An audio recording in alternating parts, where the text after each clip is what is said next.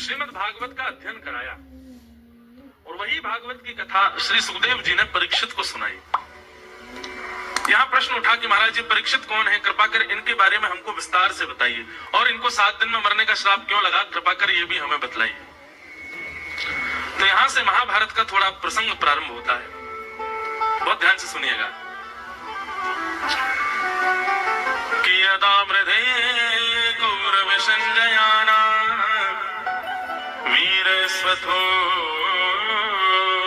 वीर गतिम गतेषु मृगोदरा विद्य गदा विमर्श प्रगरोरुदंडे धृतराष्ट्रपुत्रे। महाभारत का युद्ध अपने अंतिम पड़ाव पर चल रहा था, बहुत ध्यान से सुनिएगा। बंधुओं, महाभारत क्या है? हमारा पूरा जीवन महाभारत है।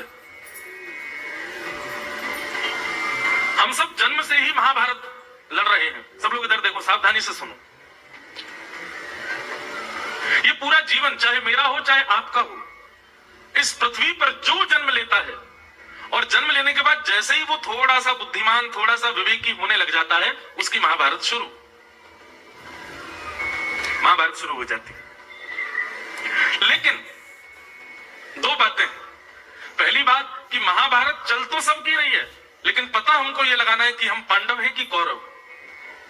इस महाभारत में हमारा पक्ष कौन सा है, क्योंकि महाभारत युद्ध में तो कौरव भी है ना। तो इस संसार में सब लोगों की महाभारत चल रही है, कुछ कौरव हैं कुछ पांडव। और ऐसा कह दूं तो कोई अतिशयोक्ति नहीं, ज्यादा कौरव हैं कम पांडव हैं। महाभारत के वास्तविक युद्ध में भी पांडवों की संख्या कम है, कौरवों की ज्यादा है। तो पहली बात तो यह है कि महाभारत हम सबकी चल रही है, पता हमको यह लगाना है कि हम कौरव हैं कि पांडव।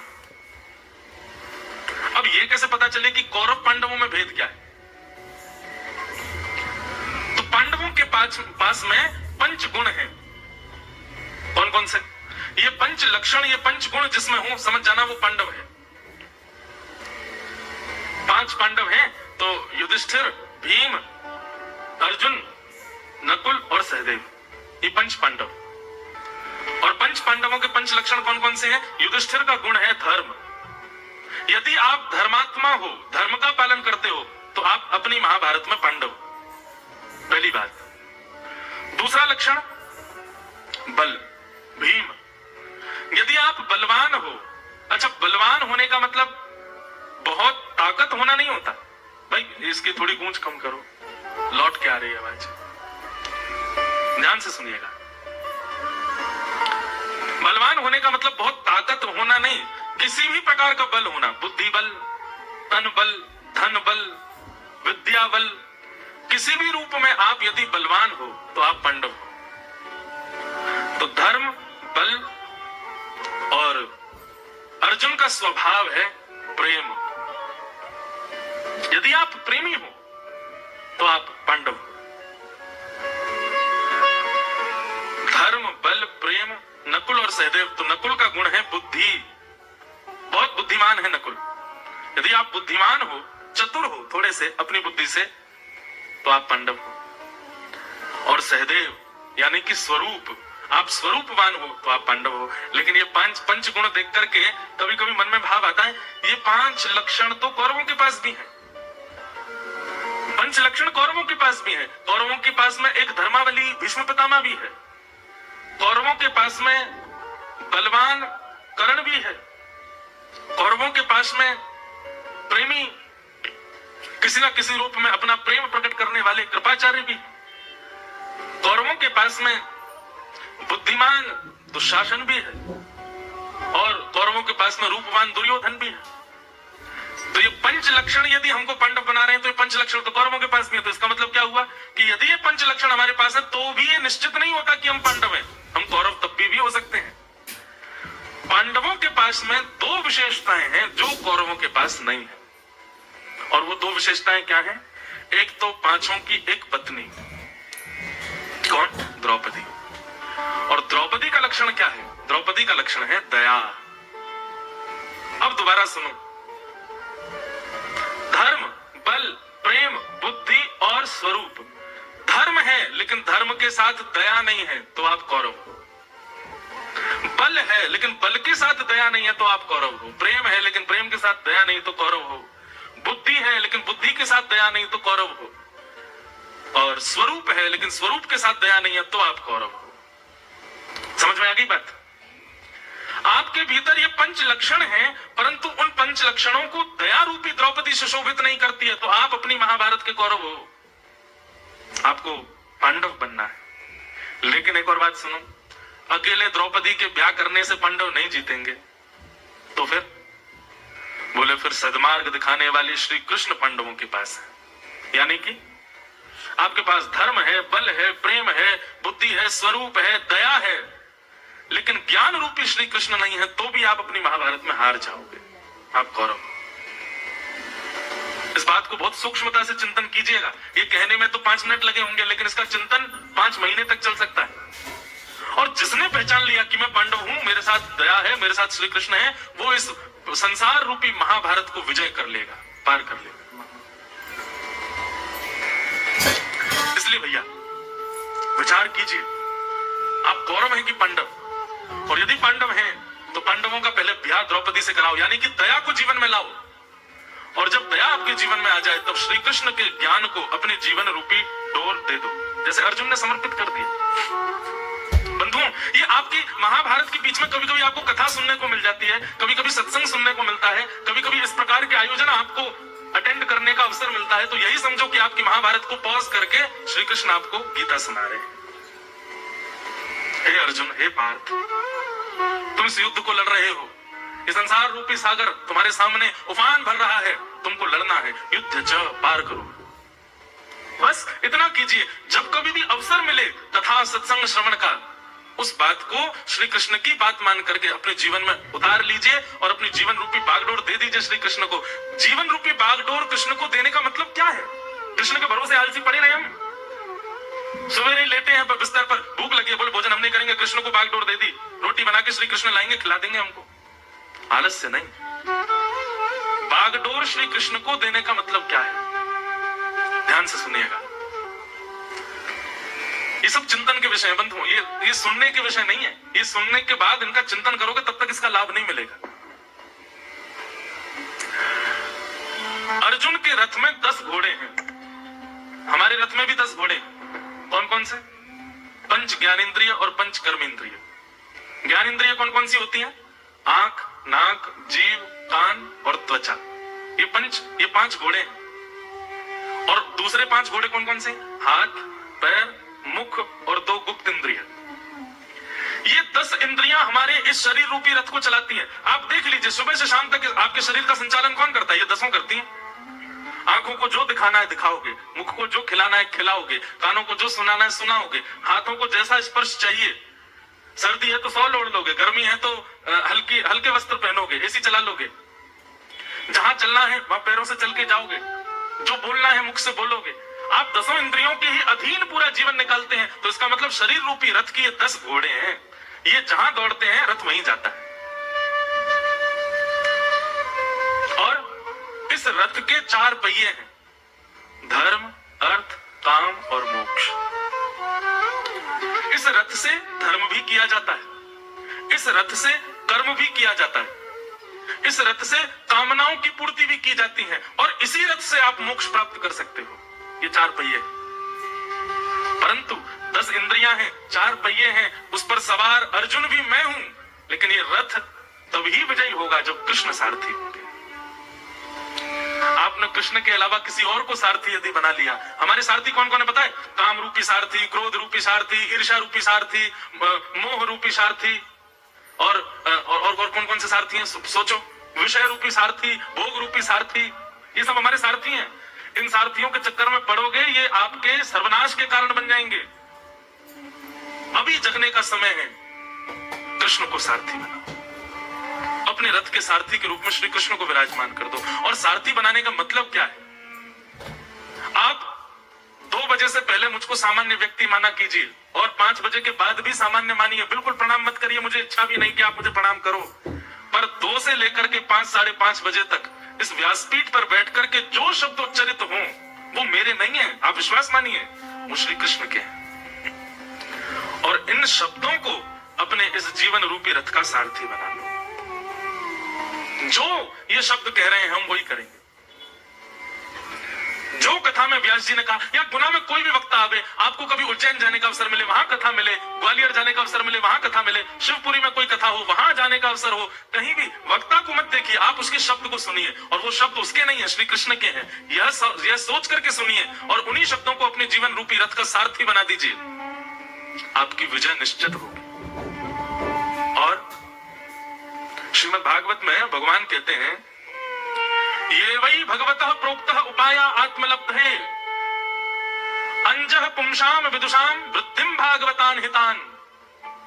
मेरे बताए हुए मार्ग पर जो व्यक्ति चलता है, श्री कृष्ण कह रहे हैं, मेरे बताए हुए मार्ग पर जो व्यक्ति आंख बंद करके भी, अर्जुन इतना निष्फिक्र क्यों था? उसको यही भरोसा था, या तो मैं जीत जाऊंगा, और यदि मैं गिरा भी ना तो मुझे घबराने की आवश्यकता नहीं, कृष्ण खड़े हैं ना, उठा लेंगे।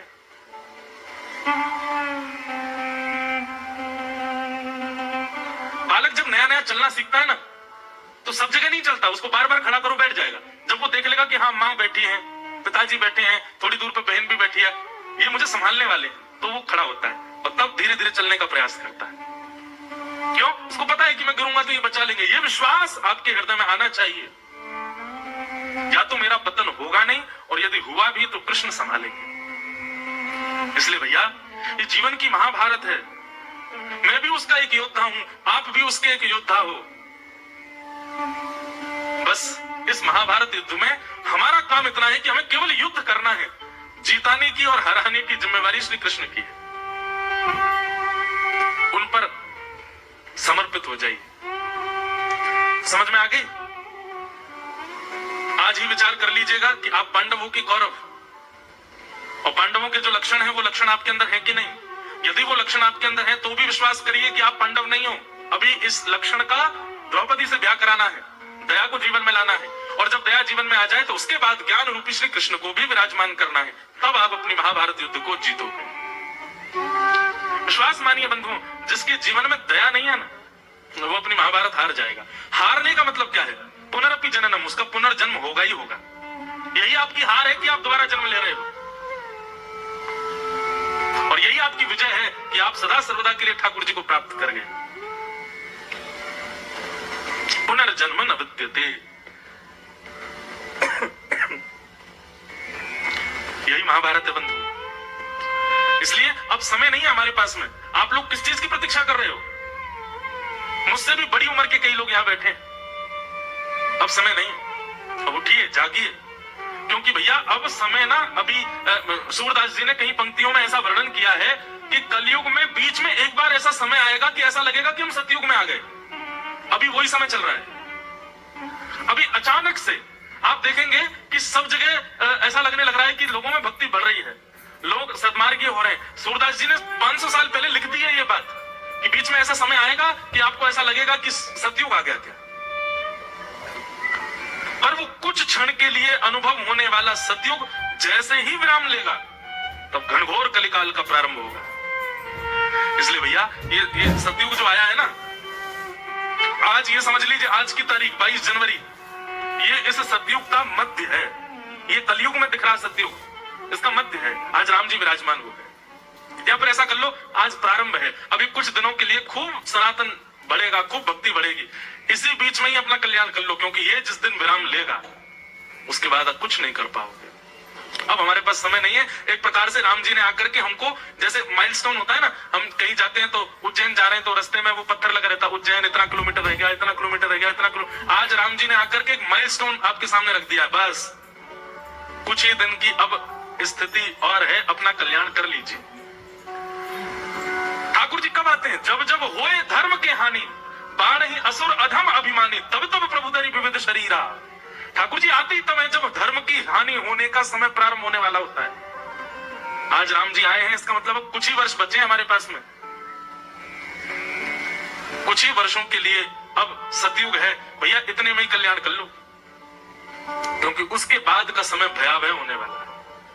सूरदास जी की पंक्ति मुझे याद आएगी, मैं कल सुनाऊंगा कथा में, उन्होंने पूरा वर्णन किया। तो समय कम है भैया, इस महाभारत युद्ध को जीतना नहीं है। अर्जुन की जीत उसी समय हो गई जिस दिन उसने अपना सारथी कृष्ण बना लिए। बस हमें जीतना कोई युद्ध में सबको हरा करके एकलौते साम्राज्य पर बैठना, ऐसी जीत नहीं है। जीत हमारी उसी दिन जिस दिन श्री कृष्ण हमारे मस्तिष्क पर विराजमान हो गए। बस उनको विराजमान कर लो, फिर कृष्ण गति, कृष्ण मति, कृष्ण ही हमारी गति, कृष्ण के अलावा फिर कुछ नहीं। वो जो कहें, वो जो कहें, वो जो करें, उनका जो आदेश वही करना है। और उनका आदेश इन मंचों से ही कहा जाता है, उनको सुनिए। तो महाभारत युद्ध अपनी अंतिम स्थिति में था। दुर्योधन की जंघा पर भीम ने प्रहार कर दिया और भीम टूट करके गिर पड़ा और महाभारत का युद्ध पांडव जीत गए। दुर्योधन ने गुरुपुत्र अश्वत्थामा को कह दिया कि मैं जब राज्य गद्दी पर नहीं बैठा तो मैं पांडवों को भी नहीं बैठने दूंगा, जाओ सोते हुए पांडवों को मार दो। और अश्वत्थामा ने सोते हुए पांडवों को मारने का प्रयास किया, लेकिन जाको राखे साइया मार सके ना कोई, बाल ना बांका कर सके जो जग बैरी। भैया ठाकुर जी की इच्छा हो जाएगी ना तो बाथरूम में पैर के नीचे साबुन आते गिर जाओगे, रपट के मर जाओगे। और ठाकुर जी की इच्छा नहीं है तो पहाड़ से गिर जाओ, नदी में डूब जाओ, 20 दिन तक बिना भोजन पानी के रह लो, प्राण नहीं निकलेंगे।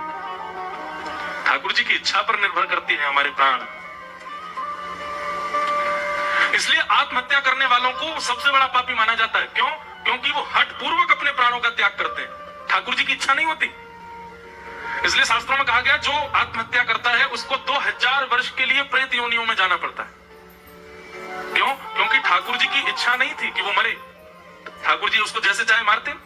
उसने अपने आप अपने अपने प्राणों का त्याग किया, हठपूर्वक त्याग किया, जबरदस्ती त्याग किया। इसलिए ठाकुर जी रुष्ट होकर के उसको प्रेत बना देते हैं।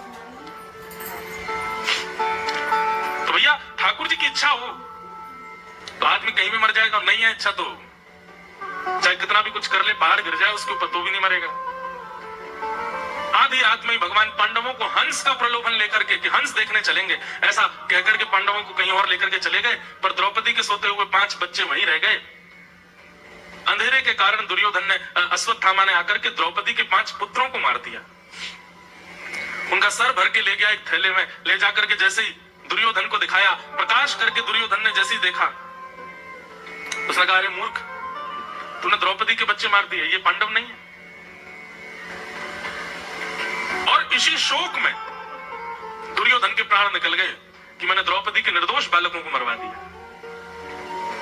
प्रातःकाल होते ही अर्जुन ने प्रतिज्ञा ले ली, जिसने भी द्रौपदी के बालकों को मारा मैं उसको जीवित नहीं छोड़ूंगा। और पकड़ करके हाथ पांव बांध करके गुरुपुत्र अश्वत्थामा को ले आकर के द्रौपदी के सामने प्रस्तुत कर दिया। अपनी तलवार निकाल करके उसके गले पर रख दी और कहने लगे, अर्जुन द्रौपदी तुम आज्ञा करो, इसी ने मारा है बालकों को, मैं इसका सर धड़ से अलग कर दूंगा। बंधुओं, बहुत सुंदर बात है। द्रौपदी के इस भाव में 5 योग्यताएं बताई गई। द्रौपदी कौन है? मृतक बालकों की मां है, मरे हुए बालकों की मां है। अभी तक बालकों का संस्कार भी नहीं हुआ, मृतक बालक सामने ही पड़े हैं। ऐसी कठिन स्थिति में द्रौपदी 5 बातों को केंद्र में लेकर के फिर निर्णय देती है।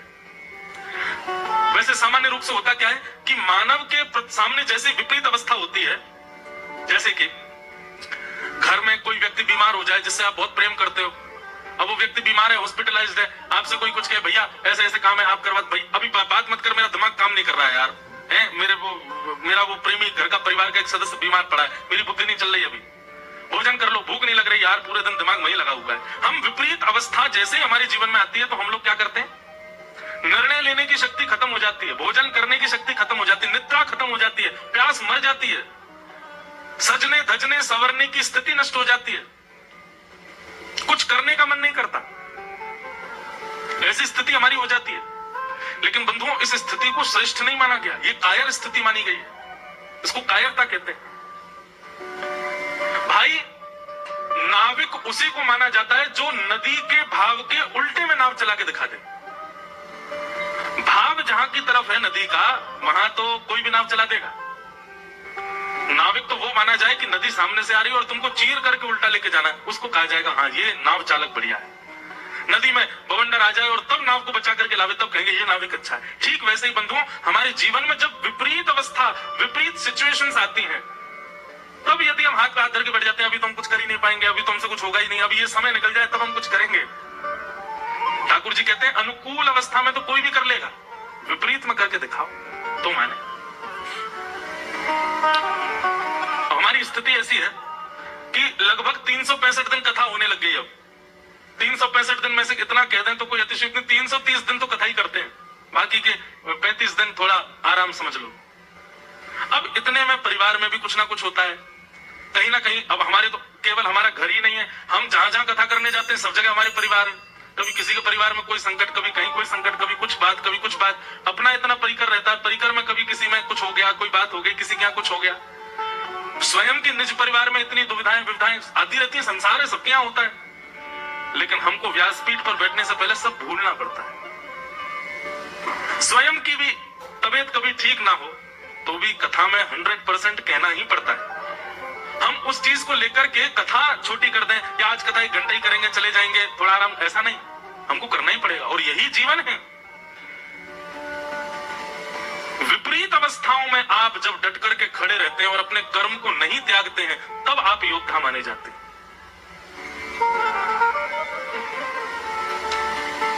इसलिए भैया द्रौपदी की स्थिति देखो, 5 बालक मरे पड़े हैं। एक मां पर क्या गुजर रही होगी कि उसके 5 निर्दोष बालक मार दिए। और ऐसी स्थिति में द्रौपदी के सामने बालकों के हत्यारे को प्रकट कर दिया। अर्जुन बोलने लगे ये है तुम्हारे बालकों का हत्यारा। उस समय द्रौपदी हाथ जोड़ करके अर्जुन से कहते, अर्जुन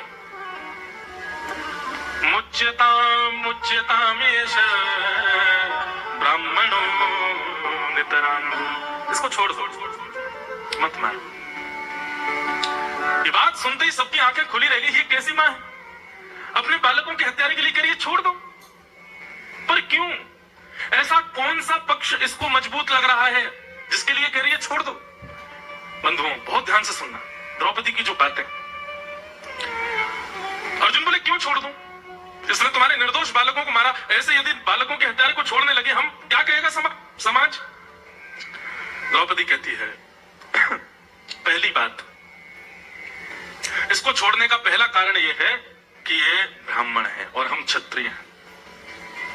अर्जुन, ब्राह्मण सदैव हमारे गुरु होते हैं, ब्राह्मणों नितराम गुरु, उनको मारने का अधिकार नहीं है। और बंधुओं एक बात आपसे हाथ जोड़ के निवेदन कर दें, यदि मैं कहीं गलत हूं तो कोई बड़े लोग आकर के मुझसे बता दें, मुझे आज्ञा कर दें, पर शास्त्र आज्ञा करते हैं कितना भी जघन्य अपराध 2 लोग करें उनको मारने का अधिकार नहीं है। एक तो ब्राह्मण और दूसरे मातृशक्ति माताएं, उनको मृत्यु दंड देने का अधिकार नहीं है।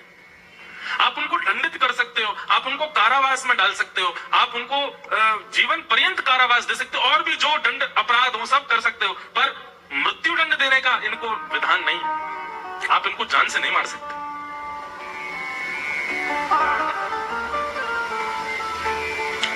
तो द्रौपदी बोली ये ब्राह्मण है, इसको मत मारो। अर्जुन बोले जातिवाद के चक्कर में अगर मैंने इसको छोड़ दिया तो समाज क्या करे, सब ब्राह्मणों के पर लग जाएंगे, सब ब्राह्मण गलत गलत करेंगे। बोले अरे ब्राह्मणों को तो कुछ भी करने का अधिकार है, यदि ये ब्राह्मण है तो इसको छोड़ूं, तो ये बात तुम्हारी जचती नहीं मुझे, कुछ और बताओ। तब द्रौपदी कहती है गुरुपुत्र है और आत्मा वही जायते पुत्र, पिता की आत्मा ही पुत्र के रूप में जन्म लेती है। तो इसका मतलब ये गुरुपुत्र नहीं है, ये साक्षात गुरु है हमारे। गुरुपुत्र गुरु समान, गुरु के समान होता है गुरुपुत्र। ये ब्राह्मण है इसलिए इसको मत मानो, ये गुरुपुत्र है इसलिए इसको मत मानो। द्रौपदी बोली और प्रमाण दूं, ये अपनी मां का इकलौता पुत्र है और पुत्र के मरने की वेदना मां को कितनी होती है, इस वेदना से अभी मैं गुजर रही हूं अर्जुन। हजारों बिच्छू एक साथ एक एक रोम में डस दें, इतनी पीड़ा एक मां को होती है पुत्र के मरने पर। मैं नहीं चाहती कि जिस पीड़ा में इस वक्त मैं हूं उस पीड़ा में इसकी मां हो, इसलिए इसको मत मारो। एक पक्ष में मैं अश्वत्थामा की मां से ज्यादा श्रेष्ठ हूं। क्यों? मेरे 5 पुत्र मर गए पर मेरे 5 पति तो जीवित हैं, पर अश्वत्थामा के पिता को तुमने पहले ही मार दिया, मतलब इसकी मां विधवा तो है ही, अब पुत्रहीन भी हो जाएगी, मेरे से ज्यादा पीड़ा उसको हो जाएगी, इसलिए अर्जुन इसको मत मारो। धर्म शास्त्र आज्ञा करते हैं आप जिस मार्ग से गए हो उस मार्ग पर आने वालों को सचेत कर दो कि भाई यहाँ गड्ढा है, यहाँ पर कांटे हैं, जंगली जानवर हैं, भोजन की सामग्री संग लेके चलना, इतना समय लगेगा। तो आप धार्मिक माने जाते हो। पर कई बार आजकल के लोग कैसे हो गए, आपसे किसी ने पूछा भैया आप वहां गए थे, वहां का रास्ता कैसा है, आप कमर में पट्टी बांधे घूम रहे हो, कमर पूरी दुख गई, इतना खराब रास्ता है, लेकिन आपको क्या लगता है अरे ये भी तो भोगे, अरे बहुत जोरदार रास्ता हमारा, तुम भी जाओ, तुम भी आओ वहीं से। आजकल स्थिति ऐसी हो गई, ये गलत है। शास्त्र आज्ञा करते हैं आपने जो दुविधाएं सही हैं अपने मार्ग में, आपको चाहिए उस मार्ग में कोई और जा रहा हो। मार्ग का मतलब मेरा अभिप्राय केवल रोड से नहीं है, मार्ग का मतलब जीवन के हर उस भाव में जिससे आप गुजर चुके हो, उसमें कोई और आ रहा है तो उसको सचेत करो, उसको समझाओ। लेकिन आजकल लोगों की बुद्धि विकृत हो गई है। बंधुओं, कलयुग क्या करता है ना, कलयुग बुद्धि में ही आक्रमण करता है, आपके विचारों को बिगाड़ता है। ये कलयुग है, इसलिए सबसे खतरनाक है। सतयुग त्रेता द्वापर में आपके कर्म बिगड़ते हैं, पर कलयुग में आपकी बुद्धि बिगड़ जाती है, इसलिए कलयुग बहुत खतरनाक है। मुझसे एक जगह इंटरव्यू में पूछा गया, बोले महाराज कल की भगवान आएंगे, मारेंगे किसको, कल की में राक्षस कौन है? मैंने कहा यही तो बात है, सतयुग त्रेता द्वापर में राक्षस दो हुआ करते थे। मैंने कहा पर कलयुग में राक्षस हवाई जहाज भी उड़ा रहा है, राक्षस ट्रेन भी चला रहा है, राक्षस गाड़ी भी चला रहा है, राक्षस घरों में और तो और राक्षस त्रिपुंड लगाए घूम रहा है, राक्षस उर्दपुंड लगाए घूम रहा है, राक्षस धोती पहन के घूम रहा है, असंख्य राक्षसों के रूप में। क्यों? क्योंकि कलयुग का कोई अपना आकार नहीं है, कलयुग सबकी बुद्धि में रहता है, इसलिए कलयुग बड़ा खतरनाक है बंधुओं।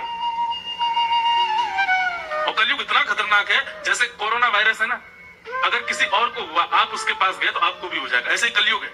अगर किसी पर कली का प्रभाव है और आप उसके बगल में बैठे हो, उसका संग कर रहे हो, तो वो प्रभाव आप पर भी करेगा। कलयुग बड़ा खतरनाक है, बुद्धि पर आक्रमण करता है। और सबसे बड़ी बात, कलयुग का एक स्वरूप है कि वो बहलूपिया है, वो आपको बना ऐसा देगा कि आप जैसा कोई भक्त नहीं, आप सब जगह पूजने लग जाओगे, लेकिन वो अंदरूनी, जैसे वो कहते हैं ना, क्या एक क्या कहते हैं वो, भेड़ की खाल में है ऐसे करके कुछ कहते हैं, ठीक वही है। ये चोला तो ऐसा बना देगा कि आप ऐसे देखोगे ये तो बहुत अच्छा है, बहुत श्रेष्ठ है, लेकिन अंदर विकृत है। सतयुग त्रेता द्वापर में आदमी अंदर जैसा था, बाहर वैसा दिखता था, पर कलयुग में ऐसा नहीं है, कलयुग में उल्टा है। कलयुग में अंदर से राक्षस है, बाहर से संत दिखेगा। ये तो बड़े बड़े वज्रानंदी हैं, बड़े सरल स्वभाव के, बड़े अच्छे हैं, बड़े प्रिय हैं। तो कलयुग में राक्षस को ढूंढना समझना बहुत मुश्किल काम है। इसलिए मैं कभी कभी कथाओं में कहा करता हूं कि अभी तो कलयुग का प्रारंभ है, हम आप सब लोग बड़ भागी हैं, हम सही समय पे निपट लेंगे, यहां से सही समय पे हमारी छुट्टी हो जाएगी संसार से, ज्यादा से ज्यादा 50-60 साल के अंदर हम सब लोग प्रस्थान कर जाएंगे यहां से। बहुत सही समय, अभी भजन कर लो। हमारे जो आगामी वंश वाले होने वाले हैं, हमारे पुत्र पुत्र के पुत्र पुत्र के पुत्र, वो तो भयावह समय देखने वाले हैं कलयुग का। इसलिए भैया भजन कर लो, अभी सब लोग निकल लो यहां से, खतरनाक समय आने वाला है। पता नहीं आज राम जी जब से अयोध्या में विराजे तब से मन में यही पंक्ति आ रही है, जब जब होए धर्म के हानि, बाड़े असुर अधम अभिमानी, तब तब प्रभु धरि विविध शरीर। ठाकुर जी तभी आते हैं जब ठाकुर जी को संकेत हो जाता है कि अब कुछ वर्षों बाद अधर्म बढ़ेगा, और तब से ही मन में एक चिंता और घबराहट सी लगी है कि अब बस, अब जल्दी करो, अब समय नहीं है। राम जी को निहार लो, बद्रीनाथ दर्शन कर लो, द्वारिका हुआ, और सबरे धाम अभी कर आओ। इसी 2024 में कोई धाम छोड़ मत देना, इसी समय कर आओ, कोई चूक ना जाए, और धीरे धीरे लग जाओ महाराज अपनी सारे अवगुणों को सुधारने में, बन जाओ शिष्टाचारी बिल्कुल, क्योंकि अब समय आ गया, अब राम जी आ गए, अब समय आ गया है। द्रौपदी ने कहा इसको मत मारो, तब भी अर्जुन ने अपनी तलवार नहीं हटाई, तो द्रौपदी अंतिम बात कहती है, ठीक है अर्जुन इसको मार दो, पर इसकी मृत्यु के बदले मेरे 5 पुत्र मुझे जीवित चाहिए। सब लोग सावधानी से सुनो, इधर देखो।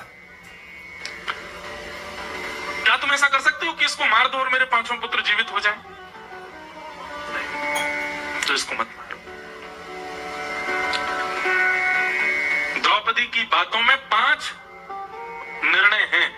किसी भी व्यक्ति को निर्णय लेने से पहले 5 बातों का ध्यान रखना चाहिए। आप कोई भी निर्णय लीजिए, पहले थोड़ा 5 मिनट विचार कीजिए और इन 5 चीजों का अनुकरण कीजिए। आपके निर्णय में यदि इन 5 में से एक की भी कमी हो तो निर्णय मत लीजिएगा। और ये 5 गुण क्या है? सबसे पहला, धर्मम न्यायम शकरुणम निर्वलीकम समम महत्। सबसे पहला, आप जो निर्णय लें वो धर्म के अधीन होना चाहिए, वो अधार्मिक नहीं होना चाहिए। वो धर्म के परकोटे के अंदर आपका निर्णय होना चाहिए, धर्म की आज्ञा अनुसार आपका निर्णय होना चाहिए। धर्मम। दूसरा, आप जो भी निर्णय लें उससे पक्ष को और विपक्ष को दोनों को न्याय मिलना चाहिए। ऐसा नहीं होना चाहिए कि किसी के साथ अन्याय हो जाए। धर्मम, न्यायम। और तीसरी बात, सकरुणम। आपके निर्णय में थोड़ा अंश दया का भी होना चाहिए, करुणा। बिल्कुल निर्दयी होकर के कोई निर्णय नहीं लेना है, दया को भी पक्ष देना है। तो आपके निर्णय में धर्म होना चाहिए, आपके निर्णय में न्याय होना चाहिए, आपके निर्णय में करुणा यानी कि दया होनी चाहिए, आपके निर्णय में चौथी बात है निष्कपटता, निर्विलीकम। निष्कपटता होनी चाहिए, कपट रहित होकर के। ये अपना है तो इसको बचा लूं, ऐसा नहीं। जैसा है, जिसने जो किया उसको वो उसका फल मिलना चाहिए, निष्कपटता होनी चाहिए। और पांचवा और अंतिम, आपके निर्णय में समता होनी चाहिए, समत्व का भाव होना चाहिए। इन 5 बातों का ध्यान रख के व्यक्ति जब निर्णय लेगा तो वो निर्णय जैसा भी हो, लेकिन ये 5 बातों का ध्यान रखा गया है तो वो निर्णय कल्याणकारी ही होगा। इसलिए इन 5 बातों का ध्यान रखना है। धर्मम, न्यायम, शकरुणम, निर्विलीकम, समम महत्। इन 5 बातों का ध्यान रखो। और ये 5 बातें द्रौपदी के निर्णय में है। द्रौपदी ने कहा इसको मत मारो, और क्यों ना मारो इसके कई सारे उदाहरण दे दिए जब द्रौपदी ने, तो पूरी सभा स्तब्ध हो गई, मौन हो गई। लेकिन दूर खड़े द्वारिकाधीश, उनके नेत्र सजल हो गए और ताली बजाने लगे द्रौपदी के निर्णय पर। द्वारिकाधीश प्रसन्न हो गए। हर अपराधी का दंड मृत्यु नहीं होता, ध्यान से सुनिएगा। हर अपराधी का दंड मृत्यु नहीं होता।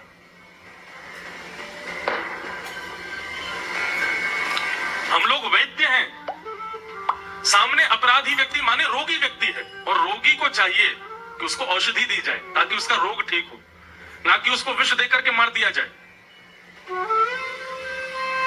इसलिए भैया, हर अपराधी को दंड, मृत्यु दंड देना या भयावह दंड देना ये जरूरी नहीं होता। कई बार आपकी छोटी सी क्रिया ही उसको सुधार देती है।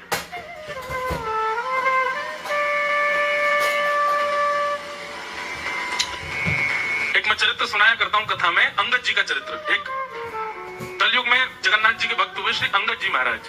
क्या नाम था? अंगद जी। अंगद जी जो थे, उनको अपनी पत्नी से बहुत प्यार था, बहुत प्रेम करते थे अपनी पत्नी से। और उनकी पत्नी सत्संग से बहुत प्रेम करती थी, कथा से, सत्संग से, भगवान की लीलाओं से, कीर्तन से, इसमें उसको बड़ी रुचि। लेकिन अंगद जी को सत्संग, कथा, कीर्तन बिल्कुल नहीं भाता था। वो अपनी पत्नी से कहते थे, देखो तुमको कथा सुननी है, तुमको कीर्तन करना है, तुमको संतों के पास जाना है, तुम जाओ, पर कभी मुझे मत कहना कि तुम चलो। तुम कुछ भी करो, तुम्हारे लिए सब छूट है, मुझसे कुछ मत कहो। अंगद जी की ये बात पत्नी ने मान ली, बोली ठीक है, जैसी आपकी इच्छा। एक बार एकादशी का दिन था, बढ़िया एकादशी के दिन अंगद जी की पत्नी ने क्या किया, संतों को अपने घर ही बुला लिया। बोले कि आज मेरे घर पे ही सत्संग होगा। और घर में महाराज ऐसे सब लोग बैठ करके बढ़िया हरिनाम संकीर्तन तथा सत्संग आदि होने लगा। इतने में अंगद जी आ गए। अंगद जी जैसे आए वो तो लाल ताते पड़ गए। महाराज बोले, मेरी बिना आज्ञा के मेरे घर में क्या ये धर्मशाला बना रखी है? सब नाच रहे हैं, गा रहे हैं, कथा कर रहे हैं। उसने जाकर के ये सब हटा दिया, महात्माओं के आगे हाथ जोड़े, बोले निकलिए यहाँ से तुरंत। किसकी आज्ञा से आए आप लोग? ये मेरा घर है, धर्मशाला नहीं है। यहाँ बैठ करके भजन पाठ पूजन कीर्तन कथा कर रहे हैं, जाइए चलिए यहाँ से। अंगद जी ने जब ये काम किया तो उनकी पत्नी बड़ी नाराज हो। भक्तमाल जी में चरित्र आता है, ये ऐसी मनगढ़ंत कथा नहीं है, वास्तविक कथा है। तो श्री अंगद जी ने क्या किया, अंगद जी की पत्नी ने क्या किया, जिसको ठाकुर जी से प्रेम नहीं, जिसको ठाकुर जी से स्नेह नहीं, जो ठाकुर जी की कथा कीर्तन से स्नेह नहीं करता, मैंने फिर भी उसको अपने पति रूप में वर्ण किया, ठीक है, तब तक कोई बात नहीं। पर आज तो संतों की अवहेलना कर दी, संतों का अपमान कर दिया, और तब भी मैं इसको पति मानूं। अंगद जी की पत्नी ने घूंघट कर लिया और घूंघट करके अपने पति से बोली, देखिए मेरा विवाह आपके साथ हुआ है, तो एक पत्नी के जो कर्तव्य होते हैं मैं सबका निर्वहन करूंगी, आपके लिए प्रसाद बनाऊंगी, आपके वस्त्र धोऊंगी, आपके लिए आपका ध्यान रखना, आपको औषधि देना, सब मैं करूंगी, पर मैं एक हरि विमुख व्यक्ति को अपना मुख नहीं दिखा सकती। इसलिए आपसे भी प्रार्थना कि जीवन में कभी मेरा मुख देखने की इच्छा मत कीजिएगा। मैं रहूंगी आपके साथ, सब करूंगी, एक पातिव्रत धर्म का निर्वहन करूंगी, लेकिन अपना मुख नहीं दिखाऊंगी, ये मेरा संकल्प है। अंगद जी ने खूब हाथ पांव जोड़े, बोले अरे गलती हो गई। बोले नहीं, आपने संतों की अवहेलना की कैसे, और संतों का जो नहीं है वो मेरा नहीं हो सकता, मैं उसको कम से कम देखूंगी नहीं, इतना तो मैं निर्णय ले ही सकती हूं। 1 महीना, 4 महीने, 5-6 महीने बीत गए, 1 साल बीत गया। 1 साल तक अपनी पत्नी को देखा नहीं, एक ही घर में रहते हैं, एक ही साथ भोजन करते हैं, लेकिन पत्नी मुंह छुपा करके रखती है। अंगद जी बहुत परेशान हो गए, क्या करूं। एक दिन अपने घोड़े पर बैठ करके जा रहे थे, तो वहीं कहीं कथा हो रही थी। पहले तो देख करके लाल हो गए, बोले कि इस कथा ने मेरा घर बर्बाद कर दिया, पर इस कथा में ऐसा है क्या जो पत्नी को ये इतने प्रिय लगते हैं कि अपने पति को नहीं देखना चाहती। घोड़े को एक जगह बांध दिया और दूर पीछे जाकर के अंगद जी बैठ गए, सुनने लगे ये होता क्या है कथा में। और कथा सुनते सुनते सुनते सुनते सुनते थोड़ी देर में देखा कि सारे श्रोता खड़े हो गए। अंगद जी बोले, भैया आप लोग खड़े क्यों हो गए। बोले कथा विश्राम होगी। बोले इतनी जल्दी। बोले 4 घंटे से चल रही थी। अंगद जी बोले पता ही नहीं चला 4 घंटे कब निकल गए। अच्छा भैया कितने बजे होती है ये कथा। बोले कितने बजे होती है आप आना। अंगद जी दूसरे दिन महाराज समय से आ गए, फिर पूरी कथा सुनी। उनको इतना सुख मिला, इतनी शांति मिली उनके चित्त को। जो 24 घंटे अपनी पत्नी को याद करते थे, 24 घंटे इसी में लगे रहते थे, अब क्या करना। अब वो शांत रह करके शांत भाव से एक कथा सुनते। तीसरे दिन अंगद जी जैसे पहुंचे तो देखा आज तो कोई भी नहीं आया। अंगद जी ने किसी से पूछा भैया कथा। बोले कथा तो कल विश्राम हो गई। अंगद जी इतने व्याकुल हो गए, बोले कि अब कब होगी कथा। बोले व्यास जी तो अब अगले वर्ष आएंगे। अंगद जी बोले भैया मुझे व्यास जी का पता बताओ। बोले वो तो अगली कथा करने गए यहाँ से बगल वाले गांव में।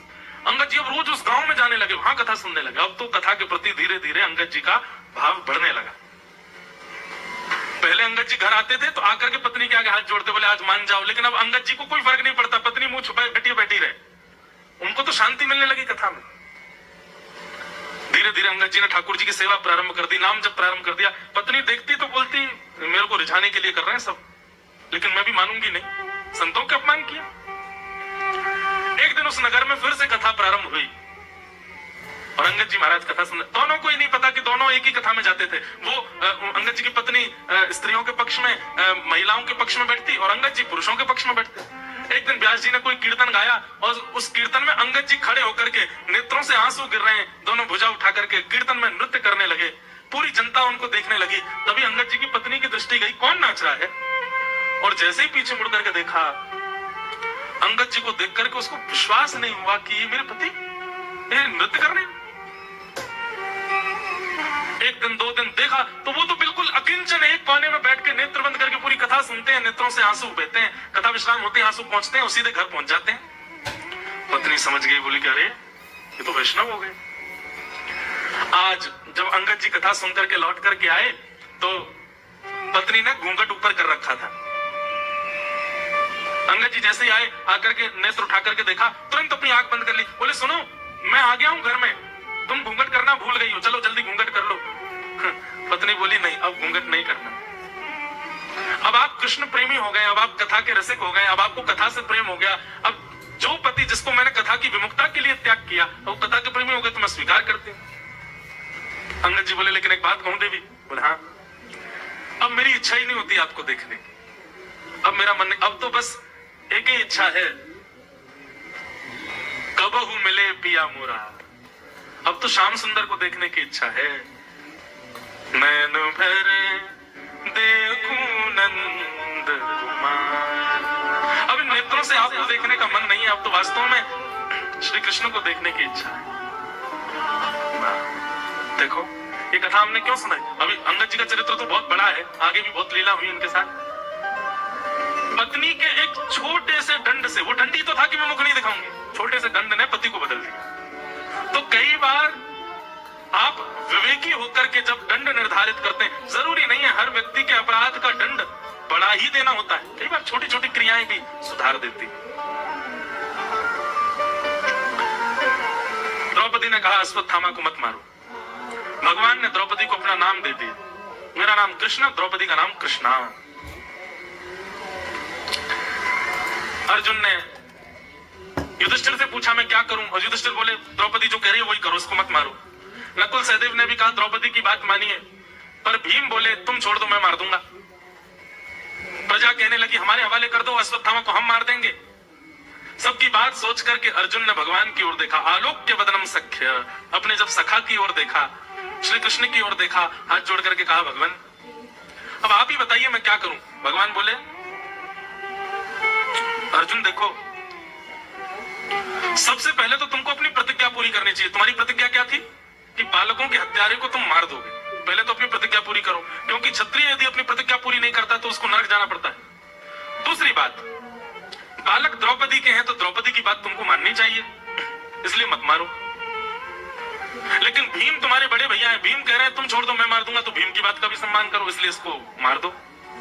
लेकिन नकुल सहदेव और युधिष्ठिर भी तुम्हारे भाई हैं, इसलिए तुमको उनकी बात तो माननी चाहिए, इसलिए इसको मत मारो। लेकिन तुम मेरी शरण में आ गए हो, मुझसे पूछ रहे हो कि क्या करना चाहिए, तो अर्जुन ब्रह्म बंधुर न हंतव्य आतताई बधार हणा, ब्राह्मण कैसा भी क्यों ना हो उसको मारना नहीं चाहिए, और छोटे छोटे बालकों का हत्यारा कोई भी क्यों ना हो उसको छोड़ना नहीं चाहिए। अब तुम देख लो तुमको क्या करना है। अपनी प्रतिज्ञा पूरी करनी है इसलिए मारो, द्रौपदी की बात माननी है इसलिए मत मारो, भीम की बात माननी है इसलिए मारो, युधिष्ठिर की बात का सम्मान करना है इसलिए मत मारो, ब्राह्मण है इसलिए मत मारो, लेकिन बालकों का हत्यारा इसलिए इसको मार दो। और ऐसा कहकर भगवान चले गए। अर्जुन बोला आप जैसे 2-3 न्यायाधीश और हो जाए ना संसार में। ये कैसा निर्णय सुनाया आपने, क्या बोल के गए हो आप, ब्राह्मण है इसलिए इसको मत मारो और बालकों का हत्यारा इसलिए इसको मार दो। ये दोनों है, ये ब्राह्मण भी है बालकों का हत्यारा भी है, अब क्या करूं मैं। भगवान बोले जोर डाल बुद्धि पे। बंधुओं एक बात हमेशा याद रखना, श्री कृष्ण सुलझा हुआ उत्तर तो कभी नहीं दे सकते, वो हमेशा आपके प्रश्न का उत्तर भी प्रश्न ही देंगे। सॉल्व तुम ही करो, सुलझाओ तुम ही, पहेली है श्री कृष्ण। इसलिए मैं पहले कह देता हूं भैया राम जी की शरणागत हो जाओ, अच्छी बात है, सुलझे हुए ठाकुर हैं। हनुमान जी की शरण चले जाओ, सुलझे हुए देवता हैं। लेकिन श्री कृष्ण की शरण में यदि आ रहे हो तो पहले ही भैया कमर कस के आना, क्योंकि आपके प्रश्न के उत्तर में एक प्रश्न ही मिलेगा। ठाकुर जी बहुत खेलते हैं भैया, बहुत खेलेंगे, इतनी क्रीड़ा करते हैं। आप कहोगे ठाकुर जी मैं फंस गया हूं मुझे बचाओ, भगवान कहेंगे ये लो ये रहा मार्ग, निकल जाओ। पता चली वो मार्ग नहीं था, वो तो दलदल था, उसमें और फंस गए आप। इसलिए भैया श्री कृष्ण को समझना मुश्किल नामुमकिन है, लेकिन एक विश्वास है, एक भरोसा है, कितना भी कठिन जीवन आ जाए श्री कृष्ण का शरणागत यदि कोई हो गया, डूबेगा गिरेगा फिसलेगा, लेकिन उंगली कृष्ण पकड़ के रखेंगे, छोड़ेंगे नहीं। ये विश्वास है, ये भरोसा है।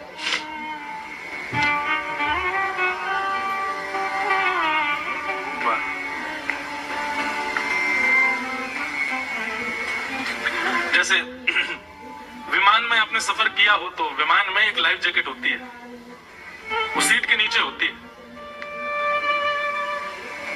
अब विमान यदि क्रैश हो रहा होगा, विमान यदि पानी में उतरेगा, विमान में आग लग जाएगी, तो वो लाइफ जैकेट आपको मिलेगी। लेकिन लाइफ जैकेट का मतलब यह नहीं कि आप सुरक्षित हो, कूदना तो आपको जल में पड़ेगा, बस ये कि वो डूबने नहीं देगी। ऐसे श्री कृष्ण विपत्ति आएगी तो विपत्ति में कूदना तो आपको पड़ेगा, लेकिन हाँ श्री कृष्ण डूबने नहीं देंगे, कूदना तो पड़ेगा।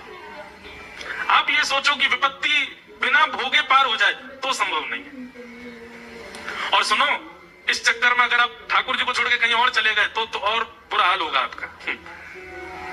ठाकुर जी कम से कम बचाते यूं रखेंगे तो सही, लाइफ जैकेट की तरह तैरने तो देंगे, इतनी कृपा तो ठाकुर जी करेंगे।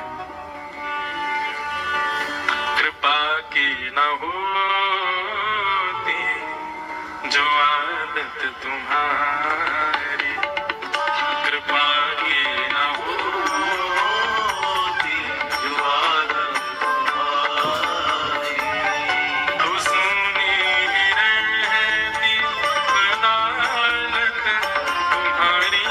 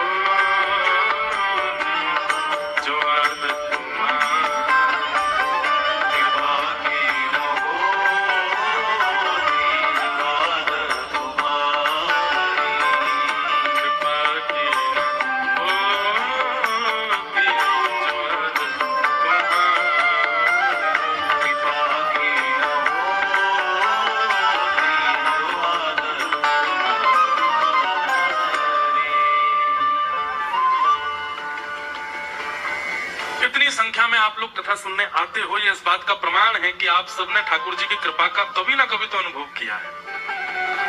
यहाँ बैठा कोई व्यक्ति इस बात को नहीं कह सकता कि मैंने ठाकुर जी की कृपा का अनुभव नहीं किया होता तो आप यहाँ नहीं बैठते। या तो कृपा का अनुभव किया है इसलिए बैठे हो, या फिर आपको विश्वास है कि वो कृपा करते हैं इसलिए बैठे। ये दो ही कारण है यहाँ बैठने के। भगवान ने, द्रौपदी ने कहा कि इसको छोड़ दो, और भगवान ने जो निर्णय सुनाया, ब्राह्मण है इसलिए मारो मत, बालकों का हत्या है इसलिए छोड़ो मत। अर्जुन समझ गए मुझे क्या करना है।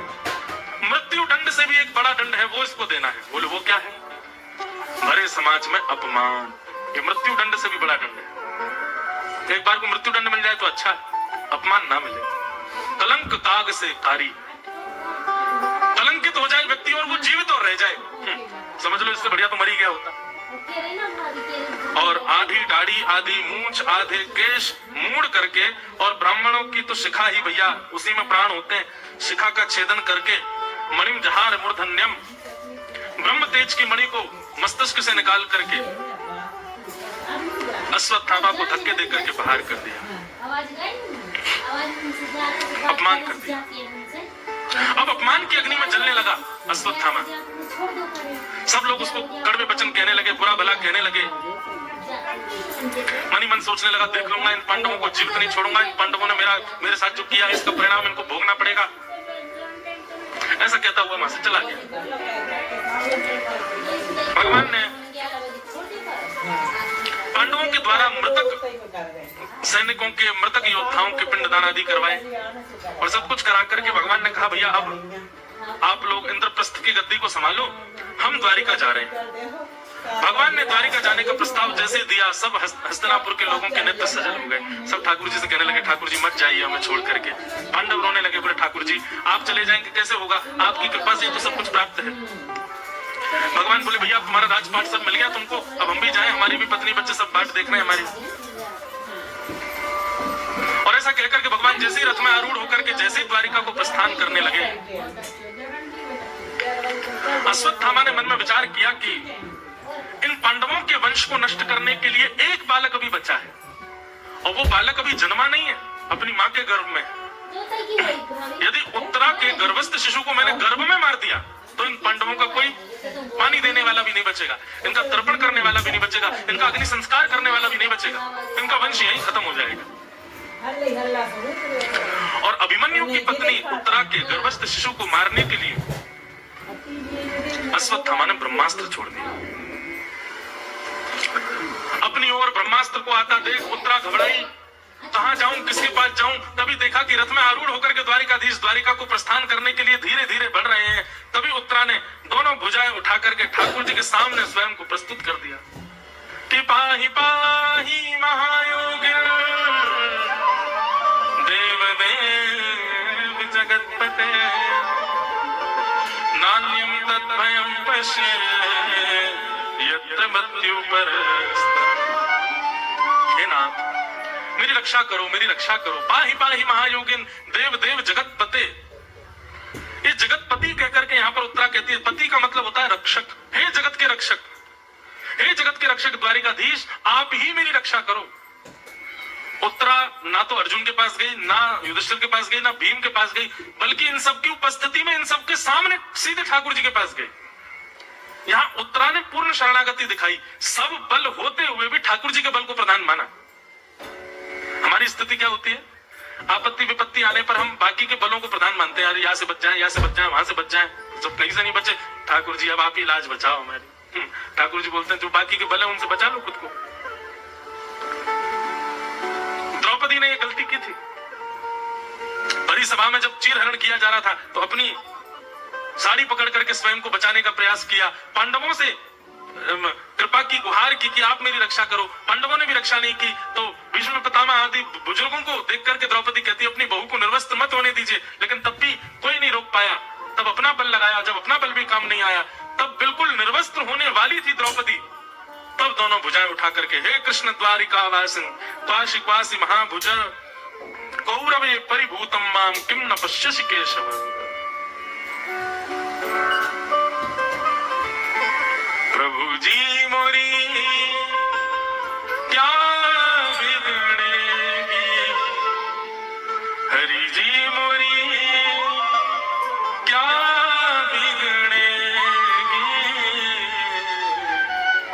जाएगी लाज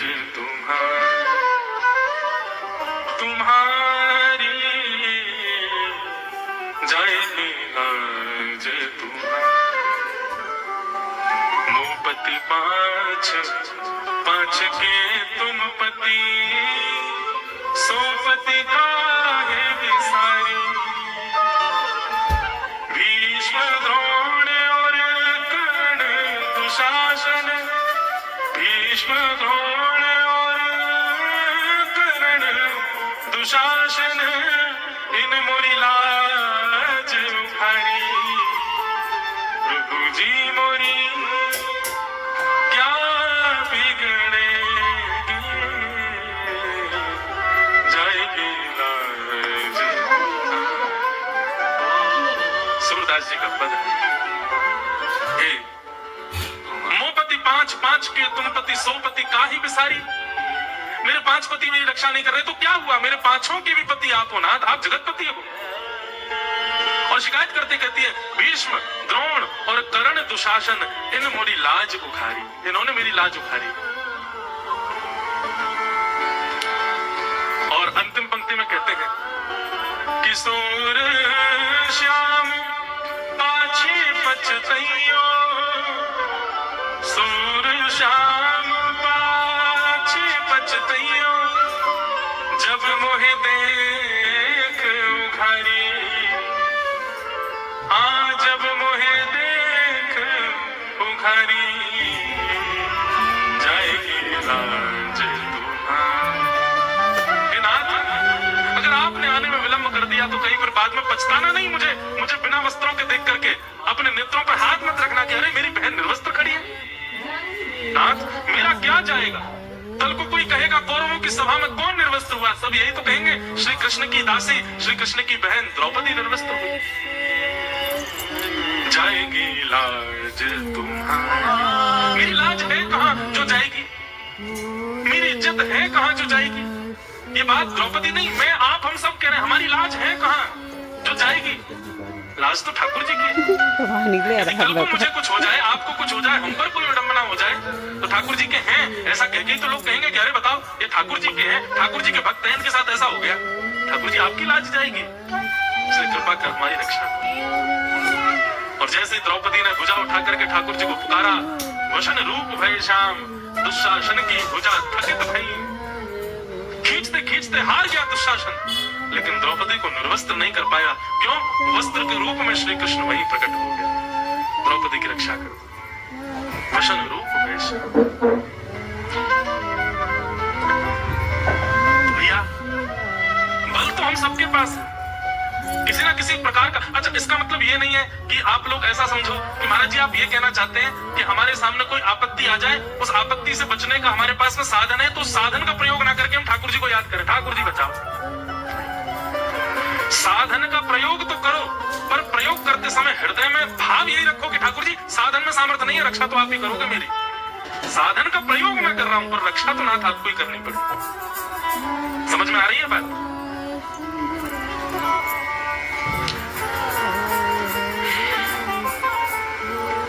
द्रौपदी ने भगवान को पुकारा। यहाँ उत्तरा ने भगवान को जब पुकारा तो ठाकुर जी के सामने आकर खड़ी हो गई, भगवान ये ब्रह्मास्त्र मेरे बालक को मारने के लिए चलाया अश्वत्थामा ने, आप रक्षा करो। ठाकुर जी एक रूप से तो बाहर खड़े थे, दूसरे रूप से अंगुष्ठ मात्र बनकर के नासिका से गर्भ में प्रवेश कर गए, अपनी गदा को द्रुत गति से गर्भ में जाकर के घुमाया और उत्तरा के गर्भ के बालक की रक्षा कर दी। लेकिन बात असली अब शुरू होती है कि ठाकुर जी सबको, भगवान तो रथ में बैठ के जा रहे थे, हस्तिनापुर के हजारों लोग खड़े, पांचों पांडव खड़े, द्रौपदी उत्तरा सामने खड़ी है कि मेरी रक्षा करो। तो सबको देखने में तो ऐसा ही लगा कि भगवान सामने खड़े, ठाकुर जी कहीं गए नहीं।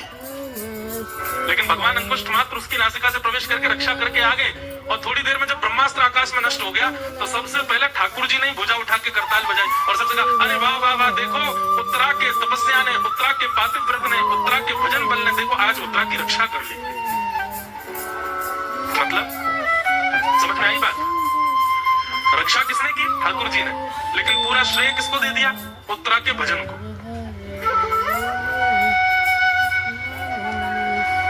यही तो हमारे साथ होता है। हमारी सारी क्रियाएं, हमारा सारा जो भी कुछ हम करते हैं, सब कराने वाले कौन? स्वयं ठाकुर जी। लेकिन श्रेय हमको ही दे देते हैं, यार तुमने किया। कई लोग वैष्णव मिलने आते हैं, आकर के बोलते महाराज जी हमने जब से आपकी कथा सुनी हमारे जीवन में भक्ति आ गई। तब मेरे मन में भाव आता है, ठाकुर जी आप कितने चतुर हो, भक्ति आप प्रकट करते हो लेकिन श्रेय दिलवा देते हो मुझको कि आपकी कथा से हुआ है। नहीं, मेरी कथा में कोई सामर्थ्य नहीं, और विश्वास मानिए आप में भी सामर्थ्य नहीं कि आप कथा सुन के भक्त बन जाओ। ठाकुर जी कृपा करते हैं तभी आप भक्त बन पाते हैं।